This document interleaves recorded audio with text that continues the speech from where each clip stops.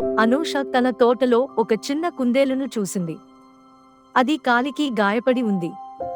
అనూష దానిని ఇంట్లోకి తీసుకెళ్లి మెత్తని దుప్పటిపై పడుకోబెట్టి ఆకుకూరలు తినిపించి కాపాడింది. కుందేలు కోలుకున్న తర్వాత అది అనూషకు తోటపని చేయడంలో సహాయం చేసేది.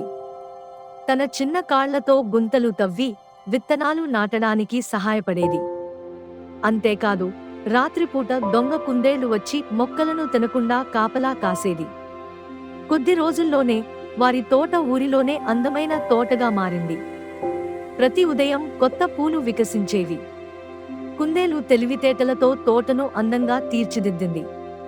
చుట్టుపక్కల వారందరూ ఈ అద్భుతమైన తోటను చూడటానికి వచ్చేవారు. అనూష కుందేలుతో కలిసి వారికి తోట పెంపకం గురించి చెప్పేది.